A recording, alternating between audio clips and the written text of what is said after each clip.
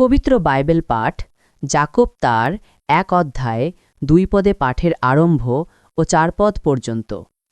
আমার ভাই ও বোনেরা, তোমরা যখন নানারকম প্রলোভনের মধ্যে পড়ো, তখন তা মহা আনন্দের বিষয় বলে মনে করো। একথা জেনো, এই সকল বিষয় তোমাদের বিশ্বাসের পরীক্ষা করে ও তোমাদের ধৈর্যগুণ বাড়িয়ে দেয়। সেই ধৈর্যগুণকে তোমাদের জীবনে পুরোপুরিভাবে কাজ করতে দাও। এর ফলে তোমরা নিখুঁত ও সম্পূর্ণ হয়ে উঠবে এবং কোনো বিষয়ে তোমাদের কোনো অভাব থাকবে না। ঈশ্বর তার নিজ বাক্যে আমাদের আশীর্বাদ করুন। আমেন। সংক্ষিপ্ত বিবরণ।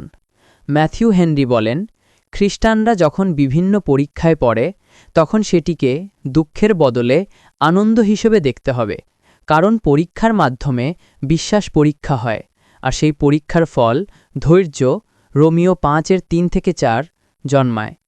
ধৈর্য যদি